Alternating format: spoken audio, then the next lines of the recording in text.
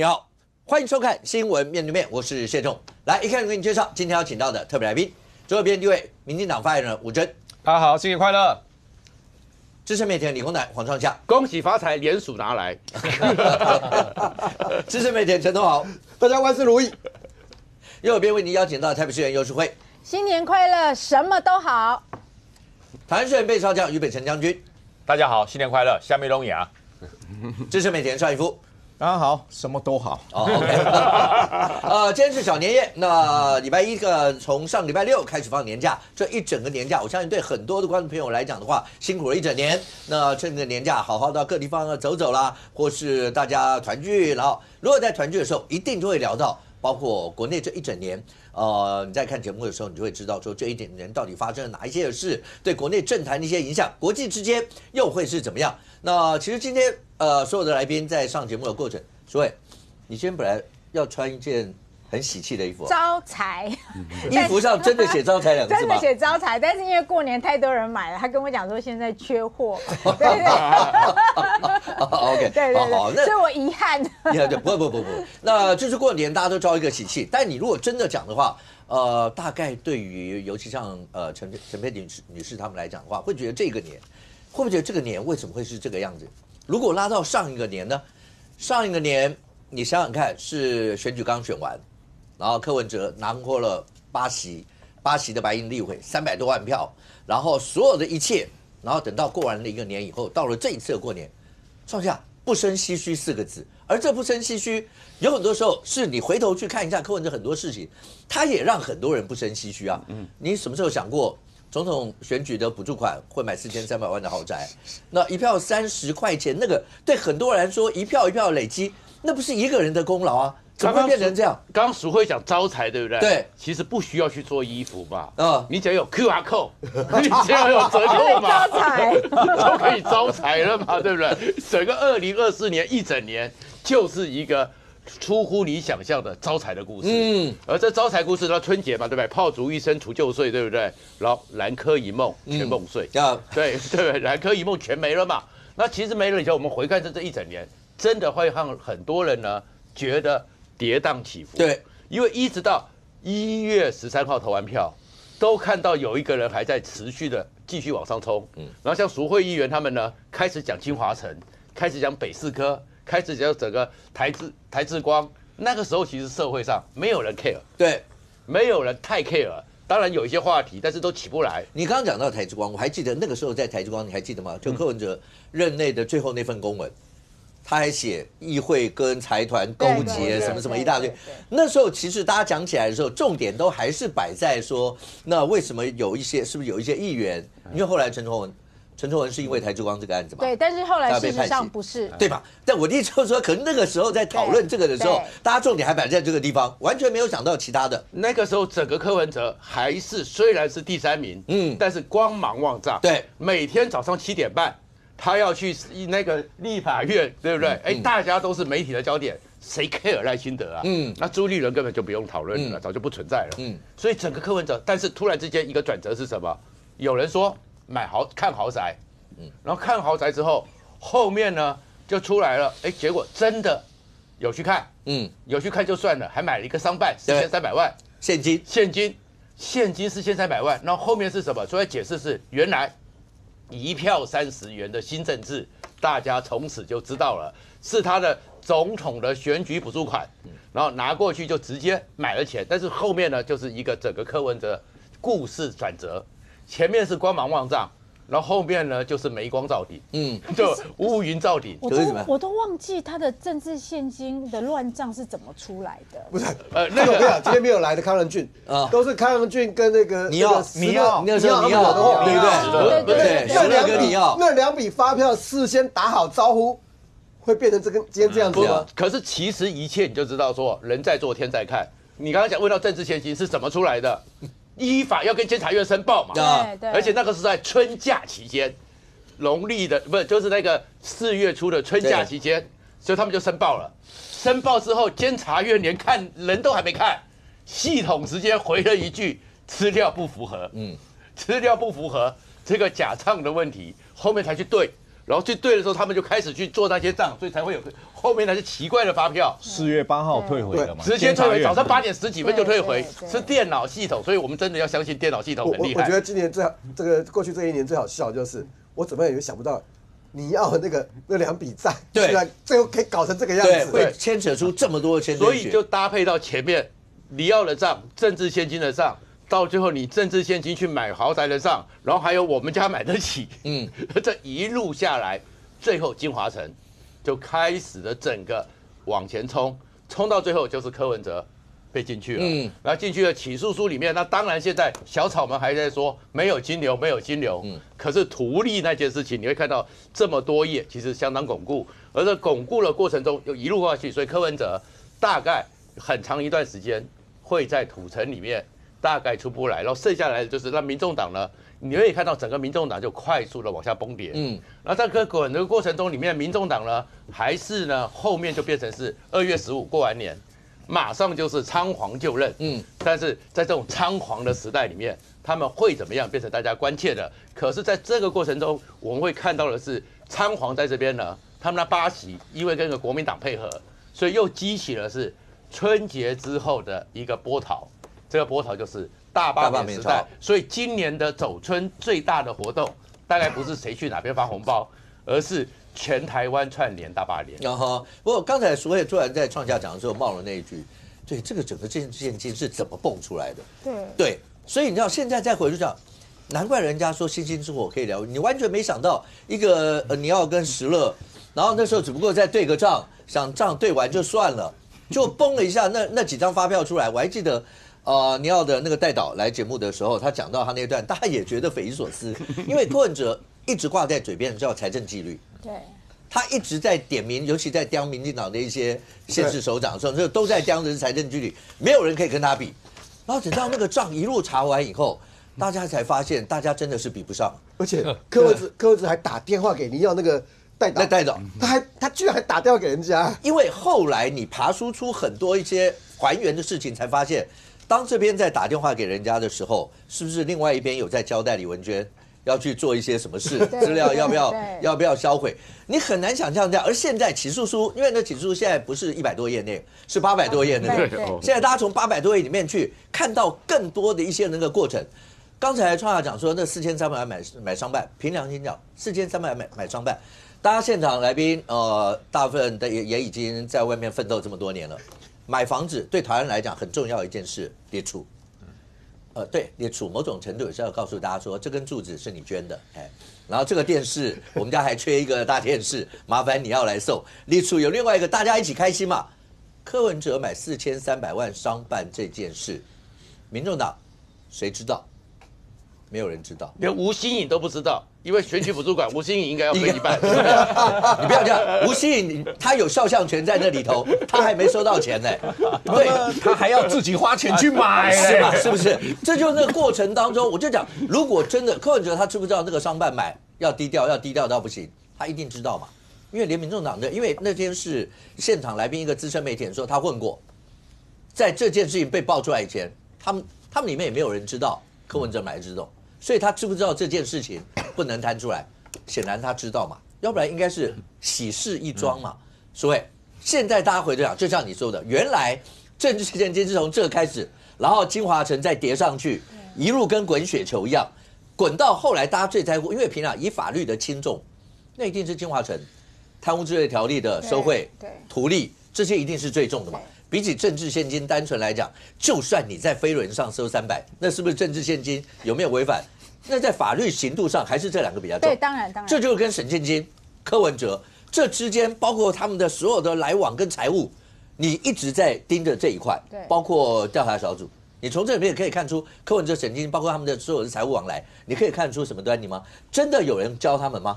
刚刚大家在讲这些的时候，我一直在查，是因为我在查到底是哪一件事情先，哪一件事以后，因为我发现2024年柯文哲真的是业力大爆炸包括说制谣的事情，开制谣公司的事情陈佩琪先写一个脸书说，我先生告诉我有人要去检举我，啊，这个也是一个事情。对。然后还有刚刚讲的尼奥斯勒啊，政治现金的事情啊，到这个金华城啊，哪一件事情发生在前，哪一件事情发生在后，我发现我已经搞不清楚，已经快不可考了。对我只能说哈，这个叫做什么哈？这个有一句话叫做贼心当败哈，就是全部的事都发生在2024哈。所以不知道鲨鱼理论终于碰到大白鲨，这不知道是他的信或不信啦。如果发生在2023的话，那他总统就不用选了哈。那所有的事情都发生在2024哈。那我为什么会最近哈就突然发生一件事情？是因为哈，刚刚武哥讲的完整的起诉书，我们终于看到了。我们之前看到的是一个191页的新闻资料，对。但是最近哈800多页的这份完整起诉书里面有更多的资料，包括所谓的证据清单里面呢，其中黄珊珊的这个证词里面哈，我觉得有一点奇怪的是他的证词4哈，大家看到这个证词4里面哈，他有黄珊作证了5项事实哈。第一个是说，他说这个李文忠才是竞选办公室的财务长哈，他撇清一件事情哈，我虽然是总干事哦，不过钱的代志我都不知呀，骗笑你知道很多那个粘贴凭证里面哈，大额的支出哈。最后签名的人都是黄珊珊啊，所以你说你不知道，这就太瞎了啊！但是他就是要说那个钱的往来，我不知道了，我猜他是这个意思。第二个，他证实民众党内有职务捐这个事实哈。第三个哈，他说募款后将被告李文忠联络方式提供与同意捐款人进行后续联络的事实啊，我不知道这句话什么意思。但第四个是我觉得比较奥妙的事情，他说他证实了被告柯文哲曾以这应该是打错了哈，民进党名义应该是民众党名义收受政治现金之方式，向被告沈庆金收受汇款之事实。他讲的应该就是2020年，好，那210万，也就是沈庆金以7个人头的方式汇到民众党啊。武哥是律师，你应该知道哈，如果我是证人，这件事不关我的事，或我在当下哈没有参与这件事的话，我会说我不知道。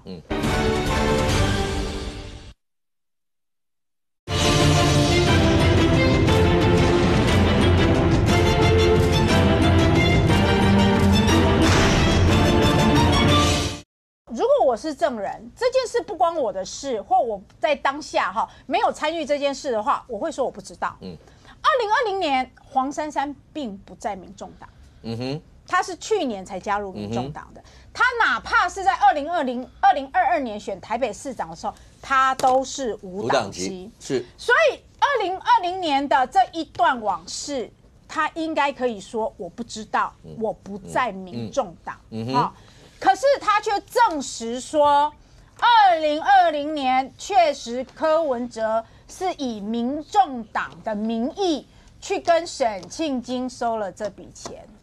他为什么要作证这件事情？代表他对这一段往事知甚详啊，所以是他当年就引荐了柯沈去进行这件事情吗？甚至说是不是也是他去建议柯沈你们利用这些方式来规避对价关系呢？沈你不要用自己的名义，柯你也不要用自己的名义啊，因为你们两个都是金华城案的当事人啊。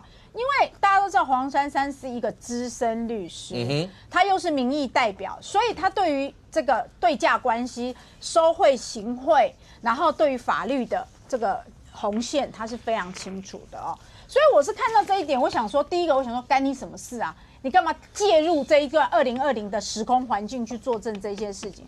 这是第一个。那我先讲一下，因为刚淑慧讲一段是证人的身份，在所有的案子里面要亲见亲闻，所以我是证人，我当时经历了什么样一些的事，那我来证。然后，所以证人你知道，有很多时候那证人会说，我觉得法官或检察官就不要觉得，就是事实告诉我就好，没有什么觉不觉得的。那你的感觉已经不重要了。那如果跟你当时根本没关系的，你也不用说哦，我有听他们讲过或什么，那也不是你当时的事，对是没错。那只是这一段，对，刚才淑慧讲说，那为什么黄珊要证明这一块？可是黄珊当然他自己有讲，你有看到他回应你吗？他有讲说，那等议员拿出证据再说嘛。对，谢谢你关心，有拿出证据我们再来说。他就这样告诉你，证据就是你自己证实了你是当时曾经见闻这段事情，否则你不用去证实这件事情啦，哈。那第二个是。这个法官在这个通联记录里面也发现说，2023年的时候，柯文哲传讯给黄珊珊说，小沈已给过，你不要再去跟他拿，他财务状况不好。好啦，我为什么柯文哲要去跟黄珊珊讲这件事呢？如果说我跟小沈之间的关系是只有我们两个，我不用再去跟第三人交代，你们不要再去跟他拿咯，我已经跟他拿过了，他已给过。如果只有你跟小沈1对1的关系，你无需再去跟他人交代这件事了。又或者是你的财务关系，你跟小沈关系只有李文忠，因为他说竞选总部的财务长是李文忠嘛，你只需要跟李文忠讲说，小沈已经给过了，所以你不用再去跟小沈募款了哈。他也只需要跟徐子瑜讲，譬如说，如果拿钱的都是徐子瑜，又或者是李文忠。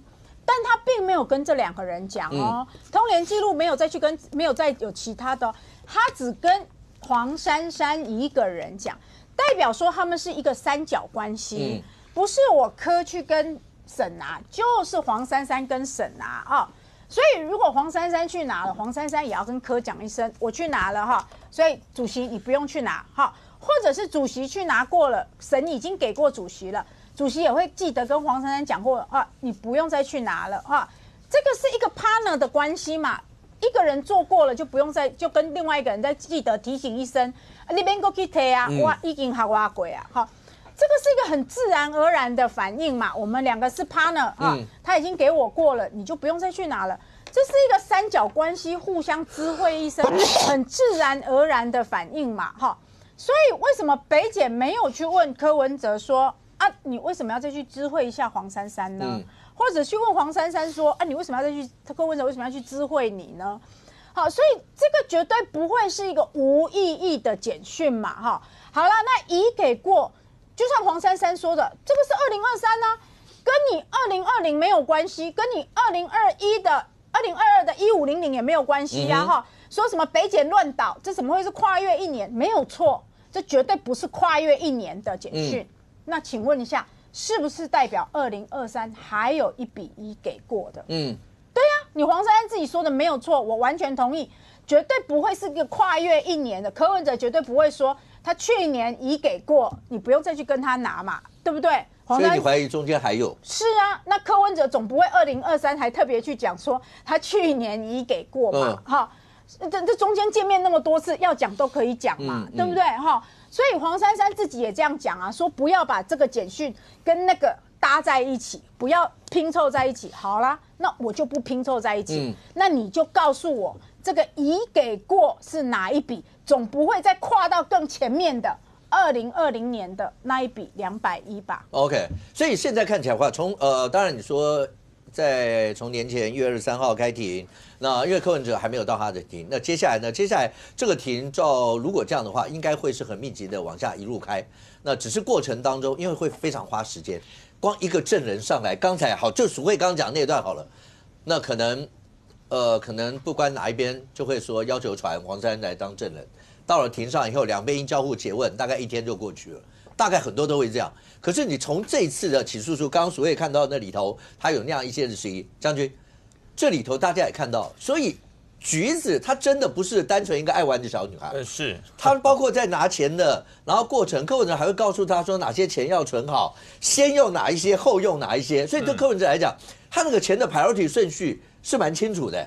我曾经从橘子一个朋友 Grace 的这个叙述中得知哈，他说橘子是不太会去对于事情去做仔细的思考啊。什么叫不会做仔细思考？就是我柯文哲拿400万给你，橘子绝对不会问钱哪里来的，他不会问，也不会问说啊这个钱要干嘛，就是柯文哲指示他就去做哦。对，这是 Grace 转述，他的好处，他的优点就是他不太用自己的模式去思考，你给我就做，这好像跟我平常训练兵很像哈，对不对？不要问，怀疑啊，去做就对了。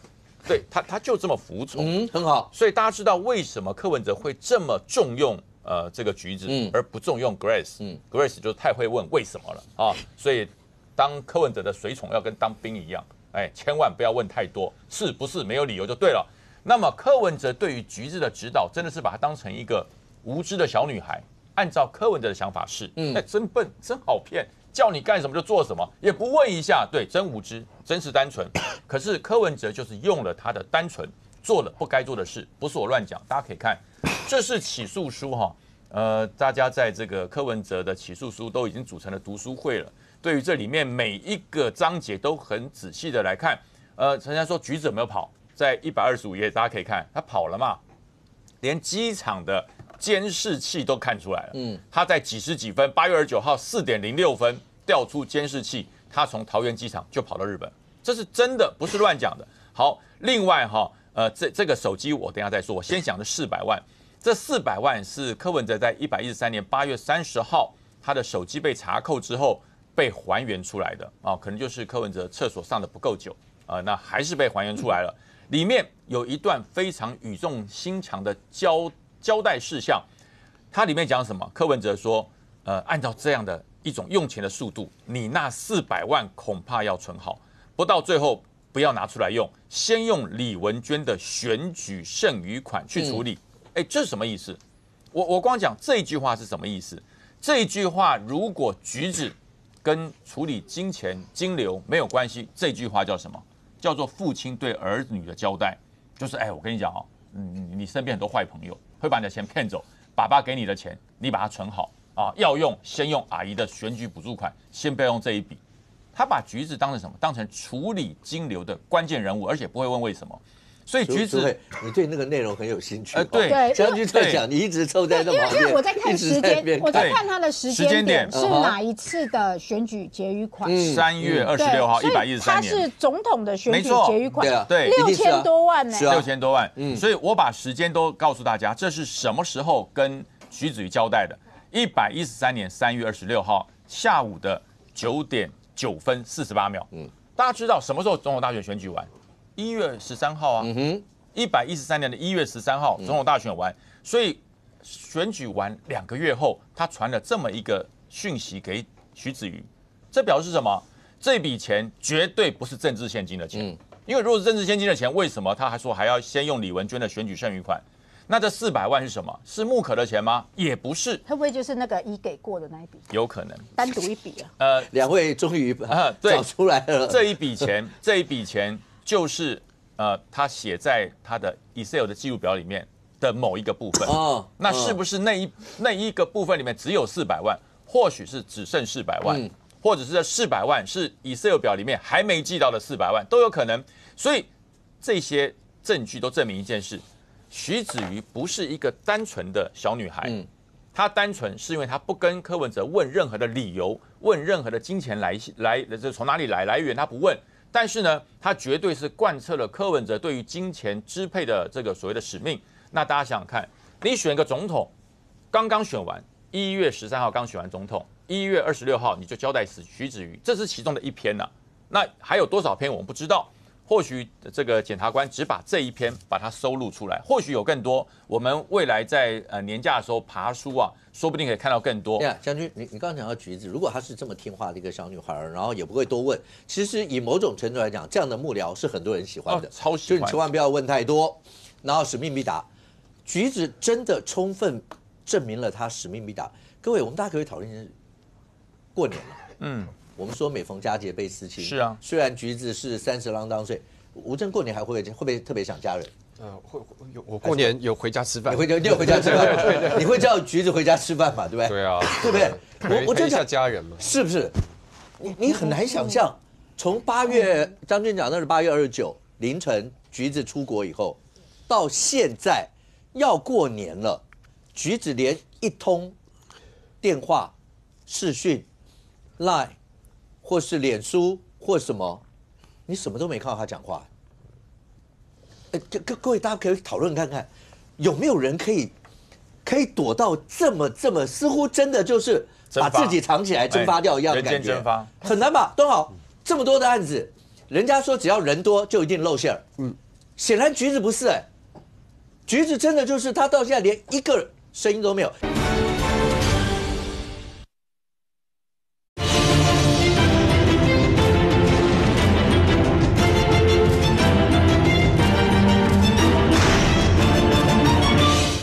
都好，这么多的案子，人家说只要人多就一定露馅儿。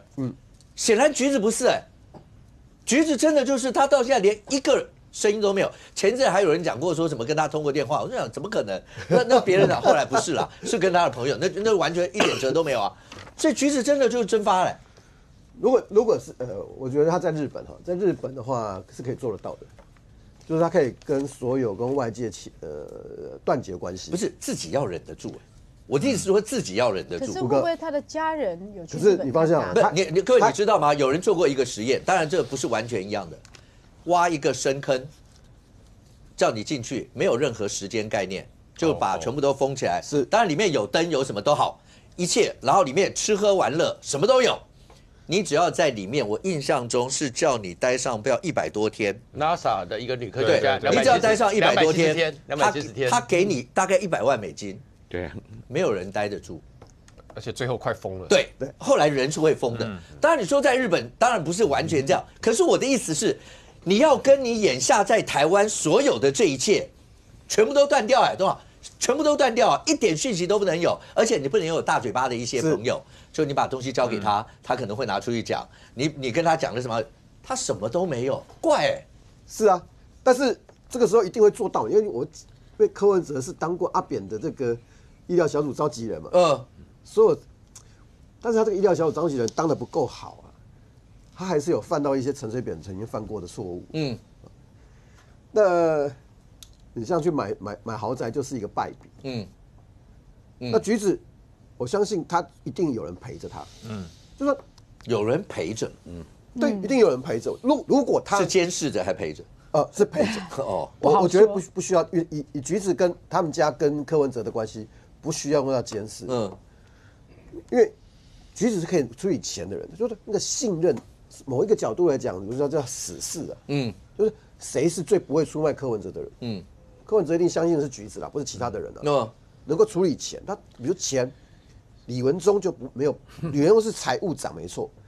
可是那个真正的钱不是李文忠在过手。不是，我想橘子如果真的等到这个案子全部都弄，橘子回来以后，我觉得情治单位应该要吸收他。对他忍得住，对不对？是啊，柯文哲连找一个那时候不是跟李文忠讲说，问李文娟可不可以当木可的负责人，因为要经得住特扛得住，对，李文娟第一时间就崩溃了。对，但证明橘子，我觉得橘子是才可以，橘子真的厉害哦。可是因为我相信这个办案单位应该还会再做一些监控。年前的时候不是一直有传说橘子要回来，对不对？但我觉得橘子不会回来，因为橘子拿到的应该是那个学生护照。OK， 在日本你拿到学生护照，哪怕我们注销了他的护照，日本警方还是不会动你。然后可以待多长的时间呢？至少可以待个几年。所以我们的护照注销是一点意义都没有，你的意思？因为日本警方不会碰，因为他拿到了一个合法的日本给的那个学生签证。那你如果是念的是短期语文学校，你是拿不到这个的。所以他至少是拿到一个长期的之类的。那你在日本，你只要有人陪着，他只是不用网络，或者他可能完全用新的身份、新的手机、新的化名。他不见得是像我们现在是不知道徐子瑜在干嘛，对，并不代表他真的没有在干嘛。对他可能有个代号，对，那长江1号，对，另外一个名字跟他的朋友换个身份，浊水溪富士山1号，富士山1号，因为你现在不晓得谁在陪他，徐柳丁，你现在不晓得谁在陪着他，但一定要有人陪着他，他不可能是单独的一个人，那要到什么样的状况呢？其实他当事人才会受不了。通常来讲，要是经济状况，经济状况，再过来就是因为这个学生签证还是有时间性的，他不可能在日本一待5年到10年，这是做不到的，所以他不会那么快。可是他有没有可能到几年之后受不了？这就有可能，因为日本台湾人太多，那日本也不是一个你只要知道人是在日本的话，真的要用力去找一个人也不是太难，但是技巧上要掌握，就是不要让日本政府觉得我们在他的国家行使我们的公权力，就是我们搞得跟中国大陆一样，对，这种事情是不能做的哈。当然，那所以呢，我自己在看的，就是说橘子到底最后会怎么样？它不会那么短哈。可是人如果长期，因为大过年的不好讲这个哈，就是你长期的离群所居的话，他的因为至少橘子跟他妈妈的关系是不错的，家人要多注意一下，是吗？对啊，过年对，家人要多注意一下，然后。不晓得他们家里有没有人刚好这段时间去日本？OK， 不，这个就是从8月一直到现在，这是最神奇的一件事情，能够熬得住这样。那当然，你说其实待会儿大家会讨论到，当黄昌卢高是2月中吧，2月中卢高是真的当了选上了民众党主席以后，整个案子其实也一直在办。那你想想看，柯文哲的政治影响力还有多少，或是对于民众党的影响或各方面，那时候橘子大概其实可能随时可以回来，但回来以后对整个案情。除了案情以外，对政治的影响是不是已经降到最好？这个等一下再看所有的一些的后续。但如果真的讲的话，将军刚讲到的是从那里面看到钱的问题，对，看到橘子的问题。但义夫，就问你嘛，1500就是一个数字在上面，金流呢？你们就是一直只能够看图说故事，看着起诉书从100多页看到800多页，它还是1500啊。小草就会跟你讲说，拿出来给我看啊。我觉得一件事啊，我先讲一下，刚才淑慧讲黄珊珊哦，他说黄珊珊为什么要去作证说这个柯文哲以民众党的名义去收受沈庆金的捐献嘛哈？如果各位回忆一下，2020年2月20号发生什么事？朱雅虎带着沈庆金拜会柯文哲，朱雅虎有没有说沈庆金出来面带微笑？那请问你当天下午，朱雅虎陪着沈庆金去拜会谁？黄珊珊。那个时间点。然后一直到210万，就是3月26号会完，3月27号凤交下的文就到金华城。那朱雅虎的供词里面，关键那210就是在2月20号见面完了以后回去交代。那你回过头来看，黄珊珊2月20号也见过沈庆金。那他证词上为什么会知道这件事呢？就像他说的，他大体上他可以说他不知道嘛。那2月20号这一天，沈庆金有见过黄珊珊，中间谈了什么，就很值得玩味了。就很值得玩味了。尤其是沈庆金跟黄珊珊的关系是非常好。所以这里面就出现一个问号。当然谈到，先跟来宾讲一下，等一下来宾描述的时候，请不要考现场所有来宾。你记不记得2月20号那天发生的上一波？你知道大家看那个都已经看到，把这个会怕汤啊！你知道有多少日子要记吗？当然，你又说在柯文哲被讯问的过程当中，你说检察官会不会问他那个行动硬碟的事？当然会，一定问的，一定问的嘛，对啊，一定问的嘛，这是重点呢。那在证词里面呢，就出现一段大家都认为说，这个是柯文哲在变相承认那1500万的事。为什么会这么说？因为检察官先问他说，邱佩玲的依据邱佩玲3段的笔录说，他的那样钱的问题嘛，那柯文哲就说邱佩玲说有，那就有这一段嘛，所以邱佩玲当时负责的大概有4-5个人嘛，大概1900多万的金额，那这1900多万的金额先确定有嘛，好。然后检察官才会问他，继续问他说，那沈庆金那一笔，沈一定问的嘛。好，就是说，那沈庆金那一笔是怎么收受的？柯文哲的回答是，这个都他们去处理，他们去处理。那检察官一定问，什么叫他们？好，他就说就是金主他们自己去处理嘛。那检察官这一个问题，我觉得最要命的是一个问题。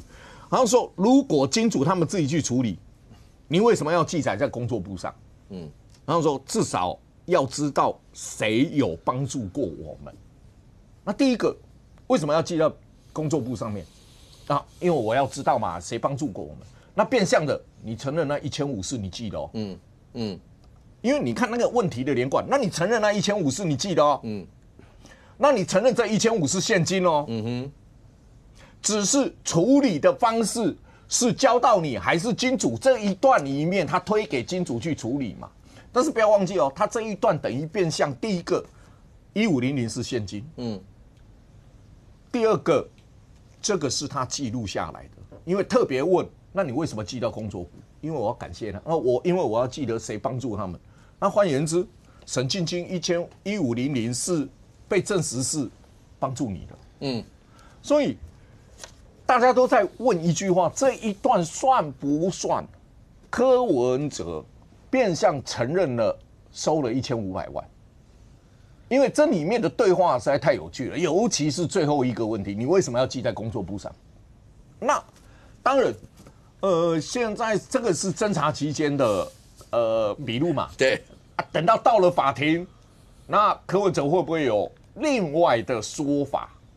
我相信应该会出现了，因为这一段刚才义父在讲，为什么前面检方要先去巩固邱佩玲那一段？对，意思就是那个 Excel 档里面，只要邱佩玲经手的那些都是有钱有进账。对，好，先是这一段，再来就你刚刚讲那几段。对照1500是金额，检察官1500万里面，他用的佐证是沈进金的6000万里面，透过他秘书提出将近1600多万，那个时间点，对，时间点，不要忘记，今天柯文哲说金主让他们处理的，那金主是谁？沈进金，不要忘记哦，沈进金是否认给钱的，对，所以这两个里面的说辞，未来沈进金如何说这1500万？说没有啊，那他乱记的，我没给嘛。他金主处理，我没处理嘛。所以金主你就要回过头来去看沈进金了。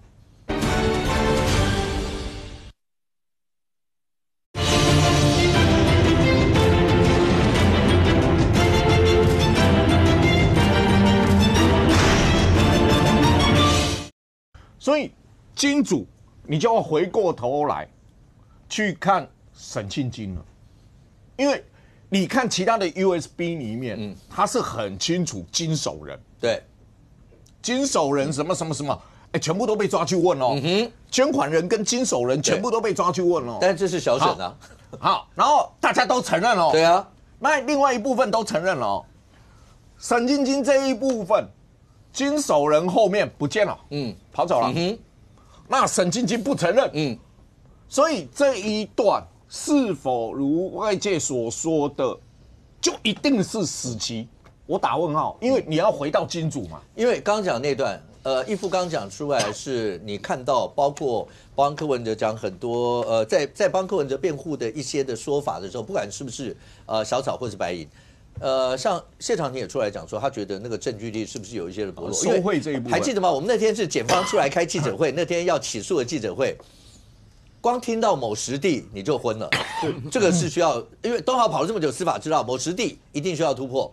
再来就是那个1600跟1500，为什么这个1600就一定是那个1500？这个也是要突破的一块。然后他用黄珊珊的那个 line， 那个时间差了1年，那个也是缺点。对啊，对。但是我必须讲，柯文哲的案子不是只有收贿这一件，图利检方花了50几页去巩固。收贿除了这个以外，包括200亿也摆在这个里头嘛。那刚才讲的这一大段的这些证词，武哲，我们刚才那段论述，你支持哪一边？算了，你觉得柯文哲就一定会，包括连收贿都一定会被定吗？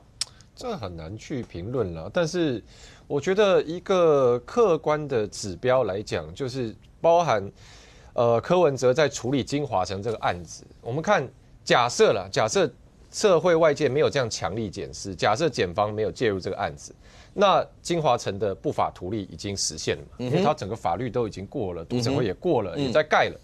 那你说前面这一端包含这个所谓现在已经确认的政治现金部分，那当时也是已经全部都收到民众党的口袋里面了。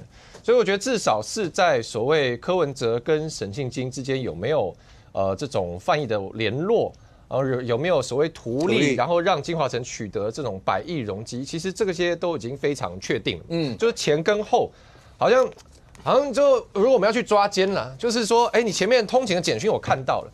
啊！你们去开房间的收据，我最后也看到了。那你说中间那一段，到底里面发生什么事情啊？那可能对检方要再去突破，他们想办法掌握的更具体。对不起，跟我讲，因为我们现在通奸除罪化，但是我们只有民事，我们只有民事上的侵害配偶权。但以吴峥刚刚举例，你只要前面有看到那个简讯，后面有那个，不用中间啦。侵害配偶权，因为它是民事的问题，所以你刚刚讲那个状况。如果以民事侵害配偶权，一定成立，好不好？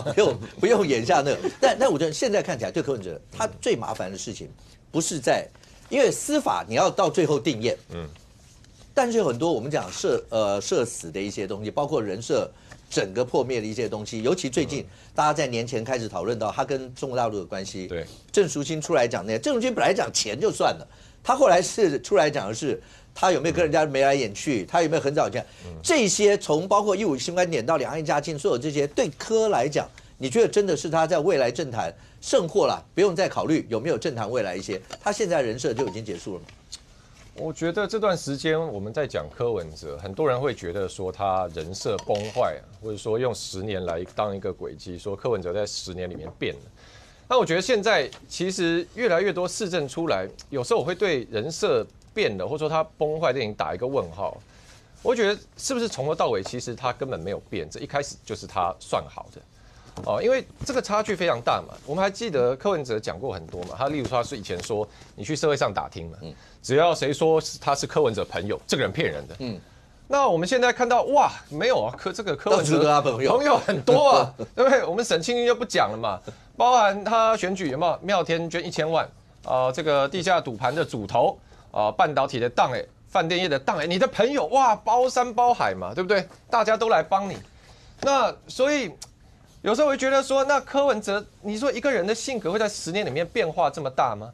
还是说他早就准备好，说他其实最终目标是可能是想要向总统大位冲击，他想要去追逐权力，追逐权力的路上，他需要人脉，他需要政商关系，他需要金援所以他是很有意识的一步一步去巩固他所需要的资源。但同时，我觉得柯文哲厉害的一件事情是说，他很清楚年轻人对于所谓这些传统政治会有的，你说经营政商关系找金主，年轻人都觉得不喜欢看到这些。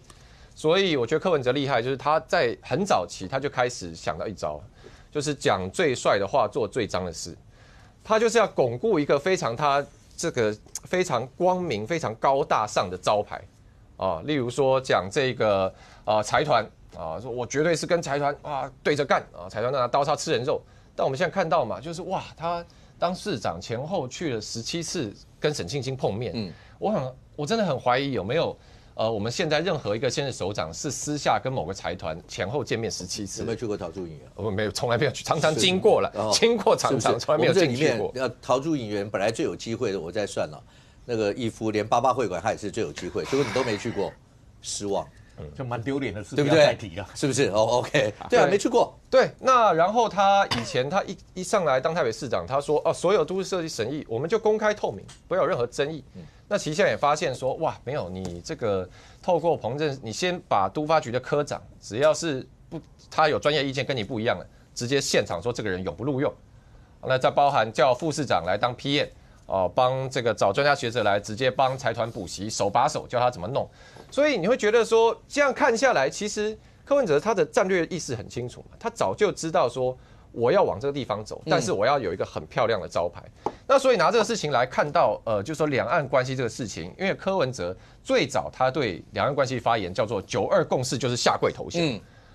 那但是如果我们用刚刚柯文哲的行事方法来讲，他这个表面上话讲的越强烈，那表示他其实私底下要往越远的地方走。所以我们后都知道柯文哲后来讲的这个两岸一家亲嘛，那就是郑淑英现在讲的。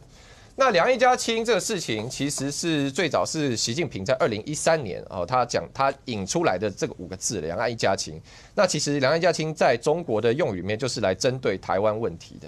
那因为中国是这个样子，就中国是以党领政嘛，党走在整个社会之前，所以中国都是党高层他们很会想口号，每次都想一个摸着石头过河新时代社会思想，反正一句口号出来大家知道说这个就是芝麻开门，讲了这个就表示我跟上领导的方向。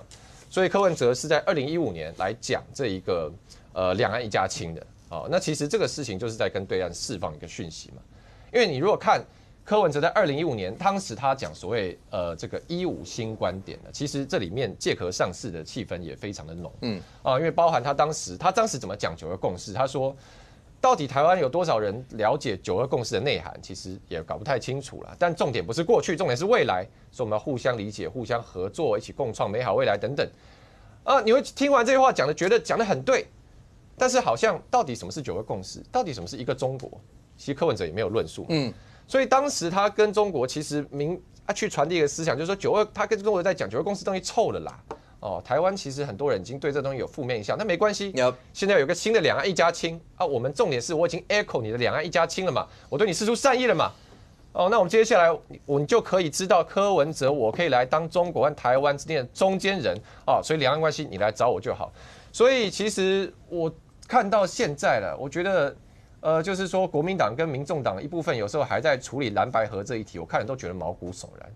因为你看柯文哲从人脉有没有他搞这个副东局计划，要挖国民党的正二代，这个沈清京以前是国民党中常委，他也要处理以前的这些财团的关系，到两岸关系，他也在跟中国说这个9·2共识跟国民党以前在中间，这个台湾社会很多人反弹，这个旧招牌不要用，用我这个新招牌柯文哲才能吸引到年轻人。所以我觉得柯文哲是非常有计划性的，他其实是一步一步就想要鲸吞蚕食国民党的权力，然后去最后把民进党打下来，他就可以去当总统。如果照吴正刚那样讲，但都好，也有媒体上讲说，那生活政治他们是觉得柯文哲他就是想要取代蓝营，变成两岸就好了。有人用的比较词难听叫买办或者什么这些。柯文哲有可能，如果照他本来的想法，他有可能真的取代蓝营，变成两岸之间最重要的人吗？当然有可能，而且他其实是有一些机会的。如果我们就回顾柯文哲崛起的2014年然后到2016年，国民党在14年之后被太阳花冲垮到没有信心面对2016年的总统大选。所以才会有朱姐的事情，然后换朱之后，朱立伦被逼着去选总统。2016年的国民党是连选总统那些男生都没有一个人敢出来，所以才会有洪秀柱。那王金平王院长当时是马英九绝对不要让王金平出来，就那一段历史，这个也就差不多就是8年前的事情。那为什么说柯文哲是有可能的？这个因为苏青讲到的那个乌钢大王廖万龙，2023年第15届海峡论坛，习近平有致函祝贺这个海峡论坛的顺利成功。那个他的信第四段有一个标题叫做一个拥抱，那一个拥抱讲的是习近平自己跟廖万龙的拥抱，就是廖万龙被拿出来做样板嘛，然后讲的是他们在2010年9月的一个故事。你知道海峡论坛那一届2023年那一届人还特别多，台湾这边至少是不要500还是1000我忘记数字就不要考我。但习近平发了一个祝贺信，在第4段特别去讲他跟廖万龙。这个信当然不会是习近平自己写，一定是幕僚写，习办写的嘛。大家一直在怀疑说，那廖万龙到底跟习近平够不够亲嘛？就2023年的事情，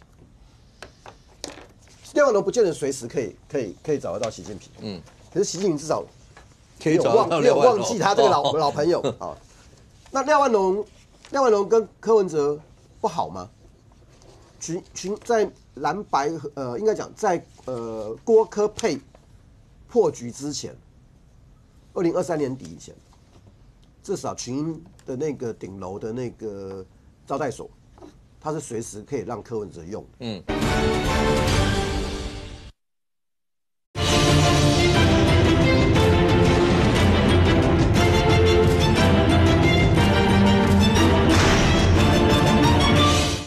在郭柯配破局之前，2023年底以前，至少群英的那个顶楼的那个招待所，它是随时可以让柯文哲用的。那除了这些以外，对啊，请问一下，那到底他有没有陪陈佩琪看过豪宅？因为他是用驳斥，对，表示没有。对，那他身边有没有其他人陪？不晓得哦，好不好？但是陈佩琪有没有去看过群英？有，好不好？群英绝对不是你自己找个房仲就进去的，然后而且商办就买在群英旁边，好巧，好，那柯文哲，你拉回来看柯文哲为什么会是这样的？他其实逐步渐进的过程，柯文哲刚开始的时候其实心没有那么大，可是柯文哲很聪明。他真的很聪明，所以他吸收民进党那个时候教他的东西，吸收的非常快，不管是募款，不管是各方面，就像那个郑楚兴他们讲的，刚开始的时候，你捐30万给他，他会感激涕零。可是柯文哲个性里面没有变的是什么？你如果拿他700万的账单给他报账，说我们花了700万，他要查账，应该70万就会查。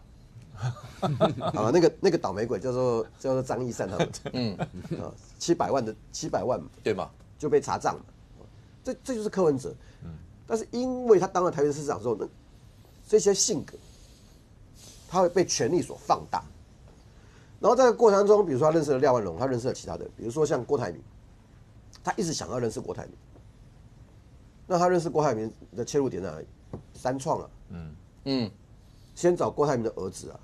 3创也是他口中上任的时候，大 P 啊，对3创后来有事吗？没有嘛？没有啊，因为他跟郭台铭签上了。对啊，然后后来他跟郭台铭之间最重要的窗口之一，也是廖万荣。廖万荣在国民党里面还在当中常因为郭台铭2次嘛，2020跟2024都有嘛。2020的时候，廖万荣也是支持郭台铭的。也是支持郭台铭的。所以你看到这些现在浮出台面上的这几个名字里面，他不断的相互纠葛啊。然后对岸的东西，他一开始就很清楚啊。当然柯文哲要经营对岸，甚至希望能够通到席办，不是只有一个廖万荣，还有其他的人啊。所以他在接受财讯吧，还是台大医讯，才会脱口而出讲出对面要我选总统那句话，那个是2015年。其实这10年国台办也好，或者大陆对台系统也好，最成功的一个就是改变了柯文哲的很多想法。OK， 这个是他们做对台统战最大的成功。如果没有沈庆京，没有这些事情的话，他还会是对台系统里面最大的一个亮点。这个你不用怀疑，就绝对不用怀疑。没有，我补充一点哈，其实刚才东豪哥讲这么多，好像柯文哲2014到2024做一些调整，其实柯文哲没有变哦。柯文哲从2014到现在没有变，为什么？他对于事情的切入点永远不是让你哑口无言，他是要让你有口难言，这两个不一样。这个所谓的哑口无言就是我服了，你提出92共识，我服了。你提出这个所谓的世界为中，我服了，他不是，他从来不会让你服了他是让你有口难言。例如，你问他说，你支不支持民进党？他说我墨绿，他没有说是或不是哦，他说我墨绿哦，他没有说我支持民进党，我的路线跟民进党，他没有，我墨绿啊，你就不问了。然后人家问他说，92共识，他就说是什么是投降啊，用跪着，他也不说对或不对。可是有一句话哈，我看到他跟宋楚瑜前这个亲民党主席那个对话，我就知道什么是柯文哲。他讲哈，你不要看到民进党就说他是独台，不要看到国民党就说他卖台。那你到底什么？那你的理念呢？对不对？那你的理念是什么？你的理念就是我既不独台又不卖台，那是什么？没有。那不就92共识吗？那92共识是跪着这个跟人家求和。所以柯文哲一直是用一种方式，他不跟你正面回答。到了这个官司，他这个所谓的金华城的官司一样，他不会让这个检察官或是法官哑口无言，他让你有口难言。你到底有没有收贿？其实那1500万，大家都把它纠结在那1500万。柯文哲如果收了这1500万，他就收贿，那沈庆京的。所以沈庆京说没给，柯文哲说我交给金主处理了，就可以赖掉。大家别忘了，前面还有一个关键的人物叫做朱雅虎，210万。那210万经过了朱雅虎的证明，那就不是政治现金嘛，那就不是乐捐，那是不乐之捐，是因为跟560有关系，所以才一个人30万捐了这210万。柯文哲永远避谈这一块哦，这一块其实就已经定了，他其实跟收贿，那原则上你其实不止避谈这一块啊，因为图利大家也都没有在谈。对，都不谈都不谈了，他就纠结在1500万，我交给金主去处理，我没有收到，那你说钱在哪里？其实他就让法官很无言嘛，所以我说他让那个法官也好，检察官好有口难言，这明明你就已经有了，那你叫我做这个，我讲不出来啊。那这一块它并不是整个定夺柯文哲有没有收贿的关键，因为前面已经有了嘛，那他就说没有关系。我就让你有口难言。至于哑口无言的事，我不谈。所以你看，92共识他跳过。你到底支不支持民进党？他说我墨绿。那你认为说到底国民党好还是民进党好？他就说你不要谈到国民党，就说他卖台；谈到民进党，就说他独台。他永远在走这种迂回的路线。不过现在看起来，创下，当黄国昌登记参选党主席，2月中，如果黄国昌看起来他应该会当选民众党的党主席，所以呢？接下来柯文哲不管在民众党，在国内政坛还有这么大的一些，不管说是影响力，或是话语权，或是所有这些，还会有吗？因为黄国昌自己都讲他的风格跟柯文哲不一样，所以未来的民众党在黄国昌带领也会不一样。基本上呢，将来等到黄国昌如果2月15号真的当了党主席之后，就是8月5号的时候，到土城前面把神主牌拿出来。然后先黄，就是如此，心情好话就给点冷猪肉。柯文哲在整个民众党就已经是供在那边了，一定会供着，因为你总是要把它放着嘛，对不对？他连太上皇都已经没有资格了，就是摆在那边，就是黄国昌的时代已经来了，而这已经来的里面呢，我们从那个800多页的起诉书里面呢，你会证明了后面呢，等着慢慢的开始审理。开始法院开庭，然后一定还有资料出来，然后你在这里面呢，黄国昌本来呢是在整个民众党里面最边缘的，因为他其实虽然有战力，但是跟民众党的渊源很少。但是现在血统派已经出事了嘛，血统派已经撑不住了嘛，然后复兴派蔡壁如也出事了嘛，对不对？我再另行补充，光那几件事情，整个蔡壁如在整个民众党里面已经也没有强大的力量了，然后再过来呢，黄珊珊。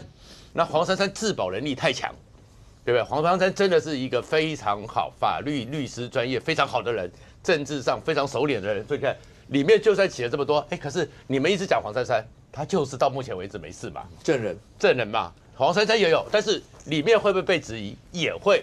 所以整个民众党剩下来的力量都是黄国昌主导的，而这主导里面呢，所以黄国昌当然就是民众党，而且接下来的过完年之后。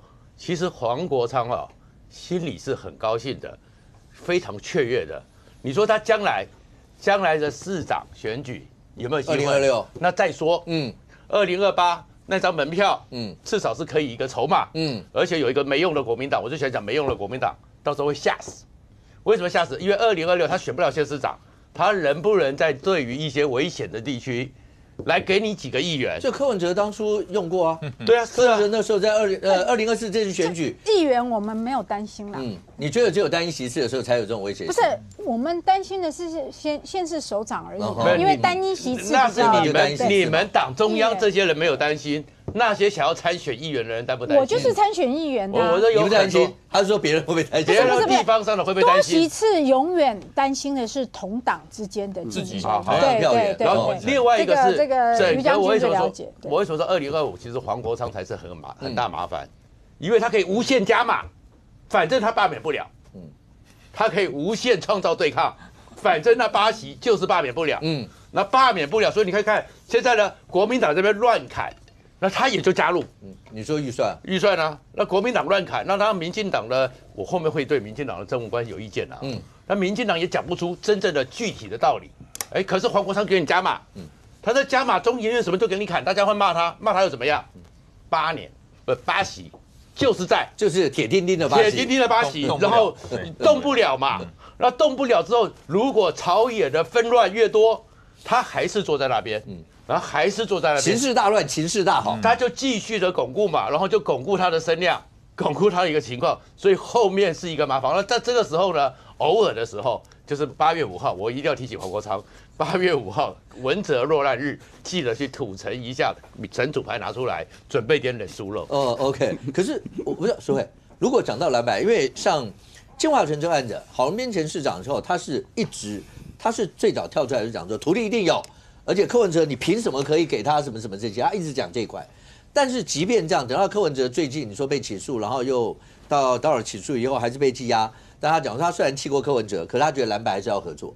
如果蓝白合作，你刚刚讲单席次，其实威胁性最大。对，就算2016好，它出现几个议题，第一个，创价讲说，你看现在大罢免时代，只有白银那8席不会有问题，所以所有的议题，有人就讲说蓝营你们要小心，会不会把罢免的火烧起来？但是他们不用担心，所以那创价为什么说黄国昌会不会借此，然后煽风点火，把它弄得越烂越好？另外再往下走，2026县市长你们会担心有没有可能出现让白银的一些地方？要不然的话没关系，我很多地方都给你提，蓝营你们县市长会不会大败？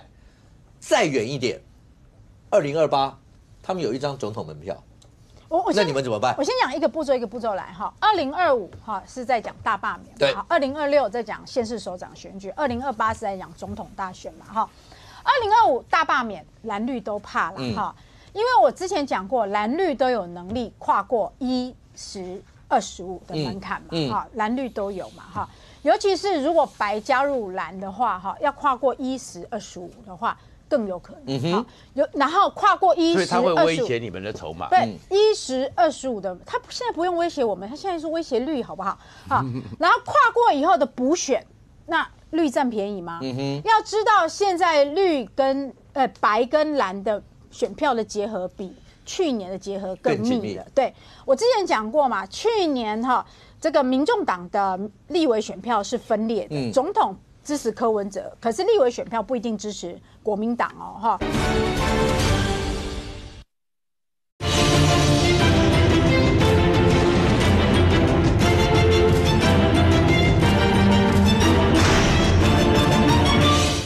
总统支持柯文哲，可是立委选票不一定支持国民党哦，哈，还有一些选区，很多选区是支持这个民进党的哦，哈。可是像现在的话就不是了，他真的是支持国民党，所以民进党如果要选择大罢免的话，你还要考虑大罢免完的补选，你一定会赢吗？哈，这是第一个哈。第二个是明年的县市首长的选举哦，市议员大家就兄弟登山嘛。不是民众党提名，也会是民进党提名啊。只要选区有这个席次的空缺，大家一定会想办法补上的。我们市议员不可能为了自己当选，怕谁来提名嘛？哈，不是我提名，国民党自己都会提名满上的。就党里面不要再多提很多就好。对嘛？我们怕的是自己党多提名，不是怕别人的党多提名啊。好，别人的党多提名，我还去担心别人的党多提名，我自己都担心国民党多提名了。所以选举要赢，不是担心别人出来选，是自己要选好就好。一天到晚担心别人不要出来选，那个是天方夜谭。但县市长呢？县市长你们会不会受制于担心县市首长？尤其是我知道现在民众党台北市的议员为什么很现实的已经弃黄珊珊而去了啊？这4个县市民众党的议员已经都靠向黄国昌了。本来他们是黄珊珊的人啊。因为他们宁可希望黄国昌来参选台北市长，拉抬他们哈。但是我们又不是没有选过沙卡都的啊，已经几次台北市长都是沙卡都了。去2022年，对国民党也一直很担心黄珊珊出来选嘛，也一直在说，哎呀蓝白要合啦，要不然会被民进党得利，永远都在担心这些事，担心不完的啦哈。蒋万安自己要够强，所以你们现在有心理准备，万一黄国昌要来选，一直都有心理准备会沙卡都嘛，你不能期待蓝白合你就去请了人家不要出来选嘛。现在蒋万安的民调是40%多嘛，所以也就是说有把握，就是如果沙卡都的情况你还是要赢，这就是冲自己的市政满意度，尤其是你是执政者，你有行政资源，你就是尽量往前冲。我觉得这也不是说大话，任何执政者你就是要往前冲。这个是一个2026的选举策略嘛那我觉得民众党目前也不会去大提名啦，因为他的资源也撑不起大提名然后再来2028年那就太早了。有人说，有人人如果照刚创下讲，如果蓝白阵营，因为大家讲说白营不太可能够再独立去打这场选战，可是对蓝营的影响，因为总统大选嘛，对。那如果这样的话，有没有可能就出现蓝白阵营的总统、副总统配？有可能啊，所以我说28年太久了再说。卢昌配啊。那就再说，那再来再讲说在野合作，我们拿掉政党的名称哈，在野合作天经地义。坦白说哈，我拿台北市议会这一次来说哈，台北市议会哈，其实就是很好笑的一个状况。在中央你看是蓝白合，其实在地方台北市议会哈，很多时候是绿白合作哦。像这一次我们市议会在审预算的时候，民进党跟民众党是合作来删蒋万安的预算，好，可是这是很正常的。他们当然要合作删执政党的预算啊，他们不会跟国民党合作，因为国民党是要护蒋万安的预算嘛。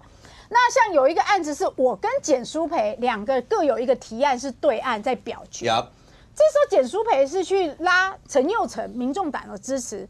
而陈佑成最后是支持简舒培的提案，所以当民众党的提案加到民众党的票数加到民进党以后，最后国民党还好我们有假动，我们只险胜1票，在现场投完票以后，按完表决器以后，国民党大家都吸一口气了。那大家会如果说这个小草在现场看到那个直播，我们都直播嘛，一定会觉得非常压抑。为什么民众党去支持了简舒培？简舒培跟我一样。在小草心中都是柯黑啊，但是这完全没有什么奇怪的啊。在野天生他们就是监督执政党，那他们不合作，难道去跟执政者合作吗？同样的换位思考，如果今天国民党是中央的执政者，民进党也一定要跟民众党合作嘛？啊，不然你是在野党，你要干嘛？每天在那边歌功颂德，那你在野的角色你就没有啦。可是如果真的讲的话，一峰黄鸿昌他在那天订购会讲说，第三势力不会从此消灭，他会扛起第三势力的大旗。所有这些本来讲说国内的第三势力，从那时候宋楚瑜要出来，包括亲民党，然后后来包括一路走下来到柯文哲这一块，然后一直现在，黄国昌真的能够变成第三势力的共主吗？我觉得第三势力一直都会在啦，重点就是大旗扛得起来扛不起来的问题啦。那大旗要扛得起来扛不起来，基本上，第一个，社会上中间选民的对这个人的认知程度，高不高？接受度高不高？其实不是仅限于一个现在萎缩的小草。如果萎缩的小草叫第三势力的话，那未免太小。你的意思说第三势力有这么大，但是你的白银或是小草只有这么多，只是其中的一小部分而已嘛。那黄国昌所谓扛起第三势力的大旗，我觉得那就扛吧。好，那就扛吧，因为那天订购会你们看到他扛旗子。有好大，时代力量也扛浅蓝色的，对啊，时代力量也扛了一部分啦。所以他到底就是说，第三势力一定存在是第一个，黄国昌有没有当初柯文哲的量人？369万票，26点多%的总统得票率。今天就只问一句话：黄国昌有没有这个能耐？没有。有没有？没有，对吗？但未来难说。这是未来也没有，但是他不会可以乱搞，不会有那个共识嘛？好，他有过时代力量的潜力可循。好，所以他真正能够贡献的就是完成他当年要消灭国民党，就是加入国民党，国民党就完了。国民党小心一点哈。我不知道国民党会不会接受黄国昌啊？所以你说黄国昌真的能扛起来吗？我不认为我最简单的一件事，他去市议会跟党团的时候 ，N+1 马上取消为什么 N+1 要取消？这现实不同啊。对啊，现任议员也反 N+1 不是 N+1 是要大家去死吗？害死自己人。对啊，现任议员反弹。张志豪，台北市议员嘛，当选委。对，你再加1吗？他就危险了。你还要再加1吗？他就危险。然后现阶段你看各位陈佑成当然得票数算是不错了，很高。但是依据你吴世正当时是当选委，陈永成也撑不起2个吴世正的票啊。撑得起，撑得起。撑不起，我跟你讲，撑不起。他26000可以撑得起。没有，撑不起，撑不起。因为你要看的是，你看哪一年的选举？你看2024年的柯文哲选举，还是看现在的民众党支持度？你说你看现在的民众党支持度撑得起？撑不起吧？对，可是义夫，你刚才讲的话，反而就凸显出第一个黄国昌，因为 N+1不是他喊的嘛，是柯文哲柯文哲喊的嘛，也就表示黄国昌他知道现在实力到哪里。对了。第二个也对现在的这些议员示好，某种程度拉拢现在的人，我要选党主席嘛，对嘛？所以他就能够在第一个，像你刚刚讲，第3势力这么大，好了，也许小草或民众党是这么大。但我最起码知道我现在的态势，所以呢，我做了这些，包括拉拢这些人，然后把自己先巩固好，然后我再开始扩展我在第3势力，也是跟国民党示好啊。你看是不是？我觉得跟国民党示好，那另外说吧，那另外说吧，示好，那另外说嘛，哈，就是说政治现实某种程度上我们说是残酷的嘛，不然你要黄国昌继续 N+1吗？现在4席4议员 N+1完了，我们来看他剩几席？剩几席？你要知道，当初柯文哲在2024年，他是1月底刚投完票，当初还是369万票的那个声势跟你喊 N+1哦，你看江河树什么全部人，议员不是柯文哲哈，我们不是柯文哲哈，意思就是告诉你很清楚，柯文哲你的得票不能转换到我们身上，我们得票没有你那么高哦。大家都在忧虑啊。那忧虑的意思是什么？最好能不要 N+1，不要 N+1。现阶段担心的不是 N+1或 N， 会不会 N-1？声势的问题嘛，哈。当然。黄国昌的，你注意看黄国昌那一天到市议会拜会，我觉得最有趣的一句话，我不晓得大家有没有注意到，一个上一届议员选书的民众党发言人吴怡轩，在市议会殿堂里面跟黄国昌讲了一句话，这里比立法院好太多了。你跟黄国昌说这里比立法院好太多了。那你的意思是什么？黄国昌来当议长，来跟黄国昌说，来台北市吧。那黄国昌会选议员吗？不可以，就选市长嘛。市长啊，对啊，市长。这几天不是媒体上面在年前就在传，他是不是有可能会选台北市长？那他选台北市的话，就保送蒋万安。我之前就说，民众党的议员很希望黄国昌来选台北市长。他总是要有一个可以创造讨论度的母鸡嘛。我们不要说他够不够强，他有声量，你至少要创造一个他很适合都会区有讨论度的市长候选人嘛，对嘛，带嘛，是，不然。如果你不是一个讨论度的，你来默默的选举，大家都不理你的话，你怎么带小鸡？你至少有个讨论度的嘛，讨论度。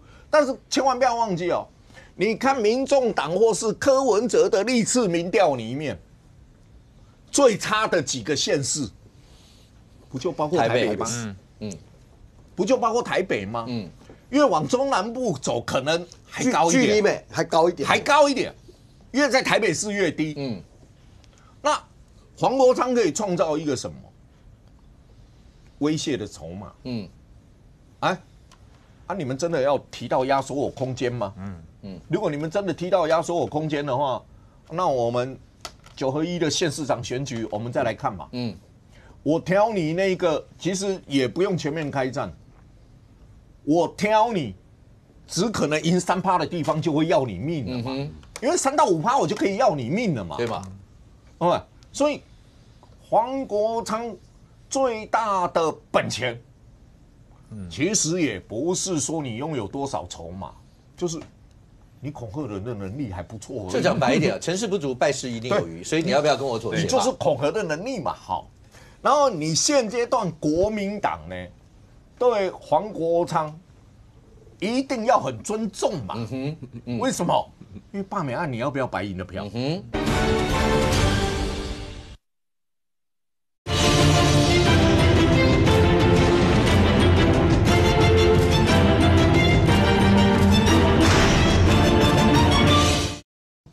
民党呢，对黄国昌一定要很尊重嘛。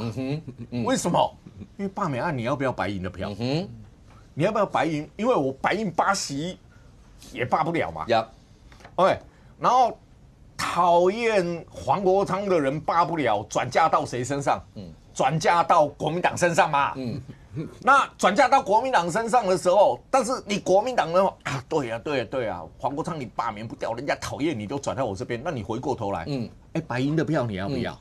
当然要。罢免的时候，谢国良内战不要忘了，白银到了后期的时候几乎是销量进出。那你只要有5%的选票，罢免5%的选票，那多大？是啊，那多大？要不要？所以你说黄国昌的最大能力在哪里？第一个，没事就来恐吓一下国民党的能力；第二个，要不要我的票？罢免要不要我的票？大家得跟他妥协。我讲哈，这个过年期间我们许个欢乐的愿望，好不好？好，我告诉大家，2026啊，如果台北市的选举啊，蒋万安一定是代表国民党。如果黄国昌代表民众党，民进党派王世坚，我告诉你，其他各县市没有新闻了。所有的选举新闻都在台北市。这算欢乐的？超欢乐啊！OK， 超欢乐，就大家不用对媒体上来讲也 OK， 非常欢乐，非常欢乐。就是你不用再去讨论其他县市了。如果这3位绿的黄世坚、蓝的蒋万安、白的黄国昌，我告诉你，我可以保证，2026所有选举都在讨论这件事。但是我担心，如果这样的话，蒋万安新闻会不够多。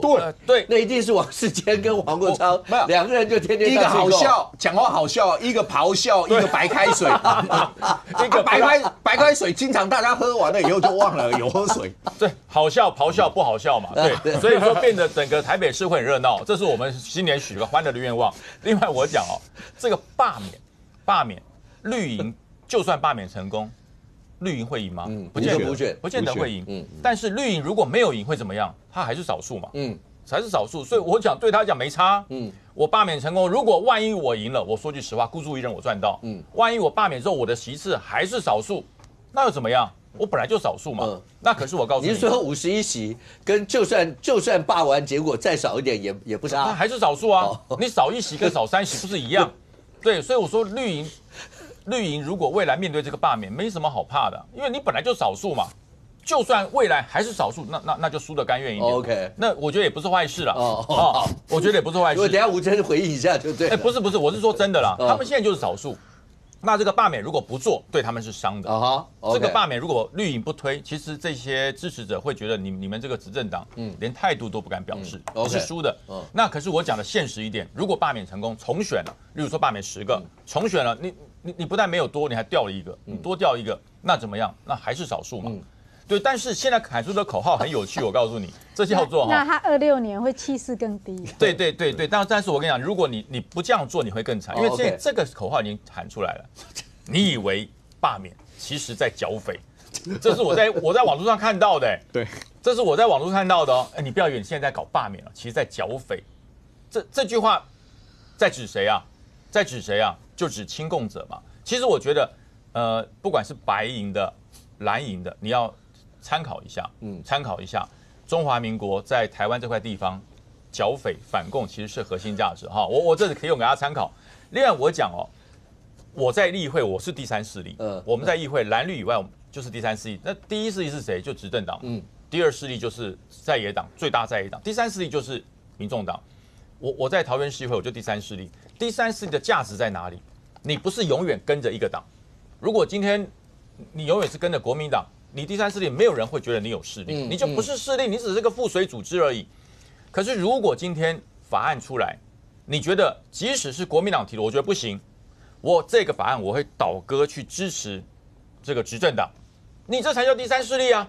你数量不多，可是你却可以左右法案，那最大的在野党怕你，执政党也怕你，因为你不定嘛。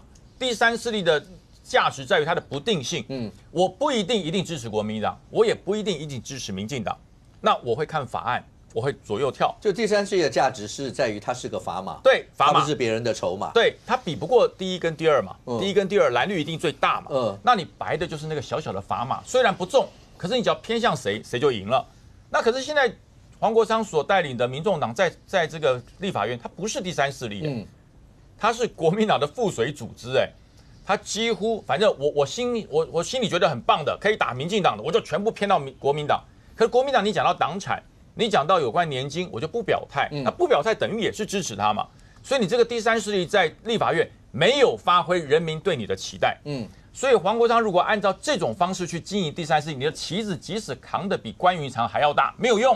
没有用，因为你不是第三势力。将军刚刚讲对，将军一开始就讲说对民进党的态度，那如果这个罢免的态度会影响到后续，来，吴峥要不要回应一下？你们党里面现在有一个明确的态度了吗？针对罢免这件事？一直都有态度了。当然，其实因为有很多民进党我们自己的支持者是已经有这个强烈的情绪或意志，觉得说，你看国民党跟民众党每天在立法院这样搞，对不对？那现在委员会包含也封锁起来，也不让你表达意见啊。你说要论述也没有这个空间。那其实年前那时候在审总预算嘛，其实包含那时候一些争议的案件、公示之类，因为更多人包含艺文界跳出来，所以大家说你民进党到底等什么？你赶快罢下去啊！但是我想，其实党中央其实也一直以来都表达一个态度了，就是我们当然严正的去谴责国民党的民众党这些相关作为，但民进党其实从赖清德出来讲说民主人民做主，其实我们一直要去释出一个讯号，是说如果罢免这个事情，它在政治上最后要发挥它的效果了，它必须是要超党派的，它必须是要某种程度带有一些社会运动的性质。因为刚刚像淑慧议员当然有讲到说，蓝绿你的键盘都一定可以跨越1%、10%、25%嘛，但是确实我们看到过去很多罢免案其实它是没有最后过的门槛的，因为投票率的问题。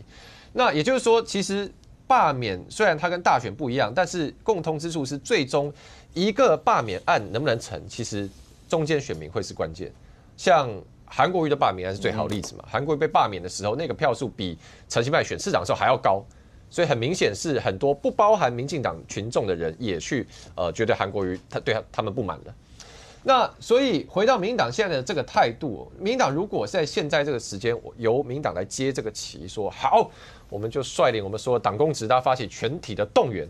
那短时间你当然会看到说，好像打了鸡血，砰一下子有爆发性。但是我觉得接下来其实在这个罢免运动在社会上也会被贴上一个很明确的标签，这个就是民进党政党主导的运动，这就是民进党党对党发起的攻击嘛。那很多其实本来可能会选民会觉得说，我没有特别的政党属性，我要去关注立法院国会里面状况的人，他看到这是一个政党对决，或许他就不会介入。那请问一下，林智坚委员跟王一川委员讲的，如果要是民间团体到2阶段，过了，那民进党要不要全面投入？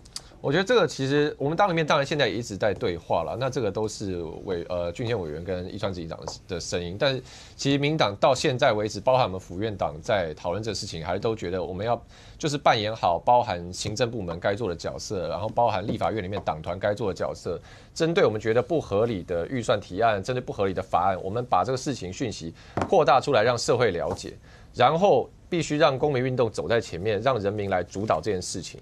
就像我当年，人民主导到什么地步，民进党要跳啊？当然是人民主导，可是一定有一个程度啊，就不能等到第3阶段投完票，然后再出来表。就民进党一定会，要不就是好。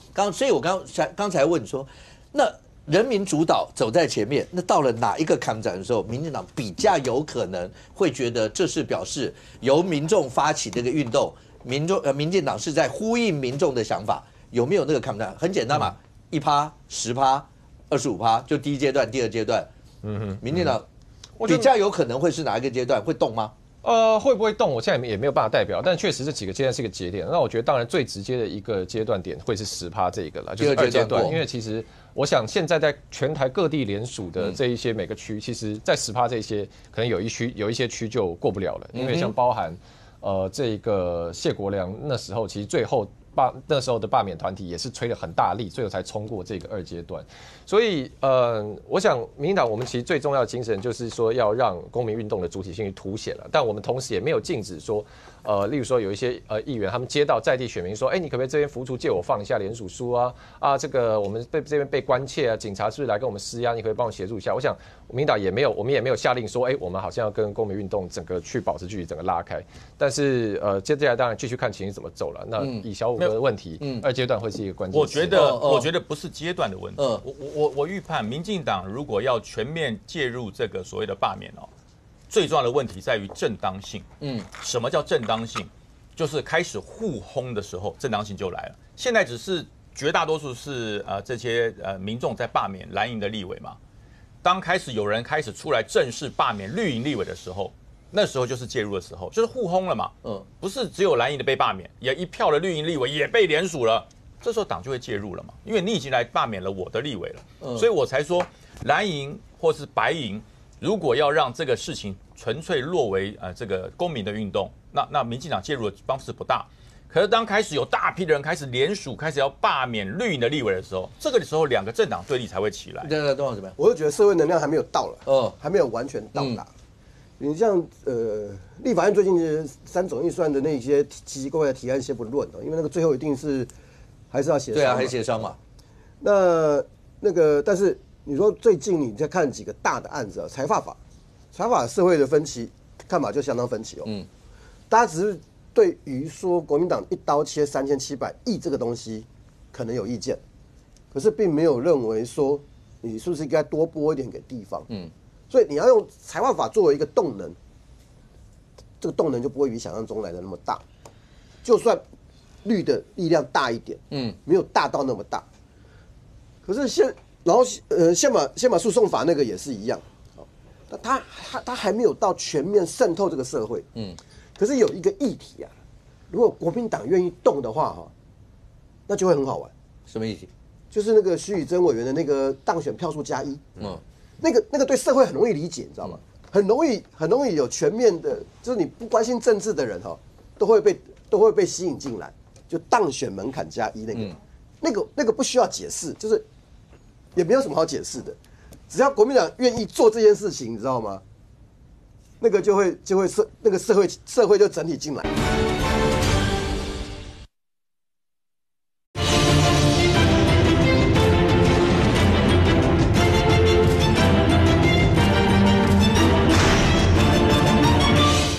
只要国民党愿意做这件事情，你知道吗？那个就会那个社会就整体进来。都好讲这个，就像我们常讲，那个政治对很多的民众来讲，就是为什么朱立伦特别在乎浅见预算？你们不要再这样搞，因为那是很容易懂的一个，那不需要解释。你只要一弄下来，但很多老百姓就疯了，就是这样。你怎么可以这样干？那国民党会不会去做这个事情？不是朱立伦可以决定的。是谁？傅昆萁，是我们伟大的傅昆萁总召，好不好？他那个新的会期会继续连任总召嘛？然后呢，他要照顾他的国民党的立委啊，因为不是全部，但是有1-2个或者少数几个会比较有危机感嘛。那你知道你搞大罢免就算没过，对国民党的立委就是说，当然你如果反罢免另外一事如果是国民党的立委都被罢，我才刚选区域立委才刚选完1年呢。我如果是按照这个游戏规则下去玩，我还要再花钱呢。当然，我粮草还没准备好，好不好？对，要。但是如果可以当选+1，就像上一夫讲的，如果当选+1这条过的话，只有1个人有危险。对，可是，淑慧，第一个那个将军那个牌子，你们看到网络上这些有没有什么特别的一些感受？第二个。国民党难道坐在家里面等着人家就是包括9宫格啦什么什么的要罢免？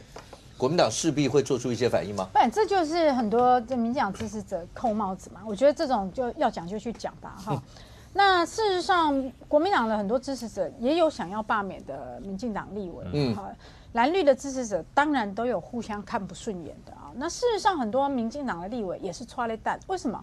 因为很多民进党的立委他们在准备2026年的县市长选举，他们也不想要连续2年都在打仗尤其是民进党很多地方他们可能已经要自己党内准备初选了，我又要准备党内自己人的这个踹一脚，尤其是南部的他们的初选，通常自己党内都杀得很凶然后又要准备这个国民党的这个罢免所以如果说这个当然我自己在台北市，我知道的是吴诗瑶跟吴沛忆这2个地方国民党支持者当然已经有自己在发动还有吗？对，那你说如果说南部的话我觉得国民党如果要支持者要去罢免的话，可以针对他们准备要选县市首长的那一些立委嘛那他们我就不相信他们不会怕那一边要准备自己县市首长的初选，一边要准备罢免那如果说真的民进党要这样骚扰这个国民党的立委的话，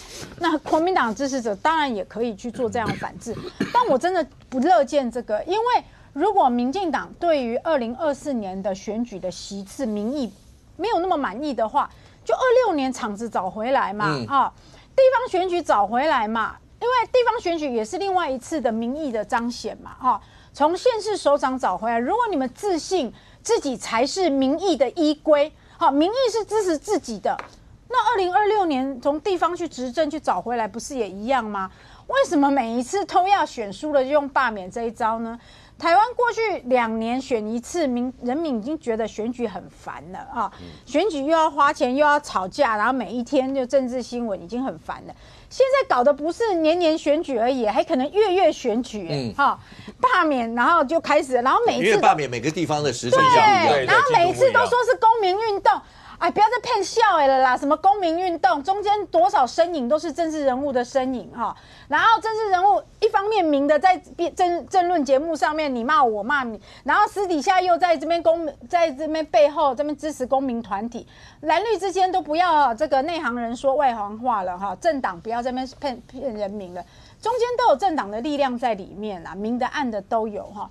所以这个内耗也好，或是说国家的资源一直在那边消耗这件事情，其实明年就是2026年了耶。民进党如果这么有把握哈，这个民意是支持他们的，尤其是立法委员，现在不是一堆民调说哇，民进党的立委得到多少的满意度啊？你们的立委不都是明年要选县市首长的吗？就去参选县市首长啊，对不对？就在县市首长里面把场子找回来就好啦。为什么一定要在那边搞罢免，搞来搞去啊？如果国民党也一直表态，如果真的要玩罢免战的话，要战就来战嘛。可是国民党每一次在罢免战都是被动迎击啊！大家去看那么多次，从韩国瑜开始，我们都是被动的。可是如果真的要来玩罢免战的话，那就是大家真的就来。大家都有支持者的压力，国民党的支持者也不会放任国民党每一次都被动，像谢国良那样子。OK， 对。那虽然是大过年的，义父，到目前为止，绿营喊9宫格，蓝营刚才淑慧有讲，媒体上面也有蓝营会点名，包括双吴。包括南部可能会点名，我们叫做标靶罢免，标靶罢免跟标靶治疗一样。那南部有提到，包括黄捷，然后因为包括叶元之是在我们节目公开讲，他说不管大罢免小罢免，反正一定都有他的份，他已经准备好要打仗了。然后蓝营就有人喊说，既然你罢我板桥这一区，我就罢你板桥另外一区，那就是张宏陆倒霉，就是这样。现在来一夫点几个，点兵点将，告诉我现在蓝绿之间大家各自枪口对准哪几个？就说。当然，现阶段公民团体在满地开花，但第一阶段都好过1%嘛1%。当然，第2阶段就困难度提升，那真的要到投票，还得看罢免的可能性有多高。当然了，这是许智杰提出来的啦，那许智杰提出来，好，那我们就讲一下，他也有他的道理啦，好。比如说台东的黄建斌，他是因为民进党自己的分裂赖坤成跟刘兆豪，那他其实他得票率才34点多35%当选，35%当选。那大体上刘兆豪加上赖坤成这种比较偏绿营的票是超过50%以上。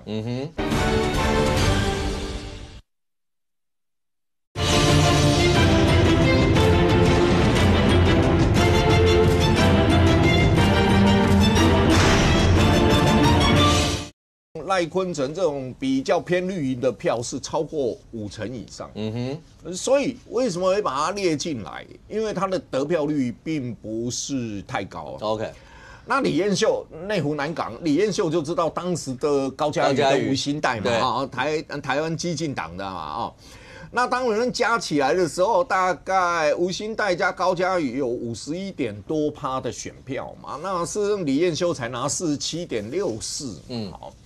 就是说，沙卡都大家都在算，另外2个加起来会不会大于当选的嘛？那林思敏林思敏当然他新竹县第2选区，他当时是王婉玉跟那个民进党的曾盛凯嘛，那王婉玉加曾盛凯是55.17%的得票率嘛，林思敏是4.82了哈。当然这可以想象啦，对啊，那想象的就是好像另外不投他的两方一定会合吗？好，这是一种想象啦哦。蓝营的吴思瑶跟那个吴佩仪的逻辑也是三卡度啊，对，也是一样的道理啦。然后你说赢3%之内廖伟翔廖伟翔50.02 40.35嘛，他是跟张廖万坚嘛差的票数大概只有4000多票左右了啊。那叶元之就很近的了啊，46.11跟44.76跟罗志正那个小弟住的选区那涂全集是所有这一次区域立委得票数最接近，他是跟黄世杰他们2个人差距只有1229票。桃园。对，他是赢了黄世杰1229票而当选的，一个是7.61，一个48.19那仇恨值高，罗伟庭、徐小新、傅昆萁那傅昆萁不用讲，一定高徐小新的仇恨甚至于高过傅昆萁那罗廷伟就是517那一个把人推下来等等一大堆，后面所营造的这个仇恨值相对高。OK。那你说反过来说，国民党点名的吴佩仪当时不也是钟小平、虞美人吴佩仪嘛？对啊，吴佩仪的得票数才39点多嘛，39点多，但是也不要当人的想象，好像虞美人的票就一定会是国民党来的嘛那当然大家想象可能虞美人的票到底是不是对吧？我觉得这都是一个未知数。当然，吴思瑶基本上他就属于这个许志杰点的第3类人，仇恨值相对高。当然啦，他也有那个张志刚跟侯汉廷的侯汉廷2个人的加起来超过50%的选票。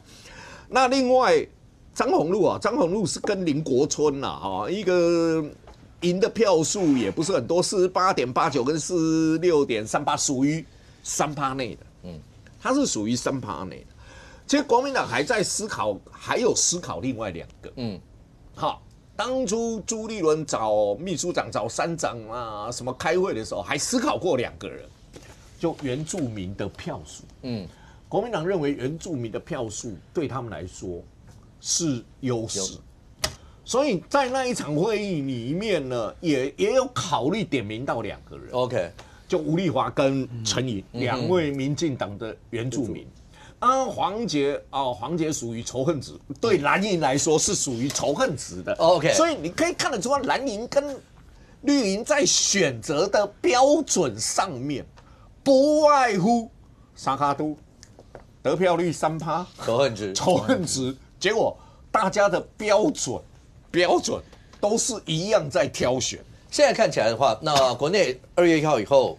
大罢免是不是一定会往下走？蓝绿2大阵营的话，如果要是各自的那个标靶都已经这么明确的话，真的会做这样的一些发动吗？还是赖总统跟韩院长喝过和解咖啡以后，我不知道接下来会不会有这些国内各政党之间的领袖人物会有再有其他的一些咖啡要喝吗？那未来国内政坛到底会怎么样？我们大家拭目以待。非常谢谢现场所有来宾，也非常谢谢观众您的收看，谢谢我们我们明天见，拜拜。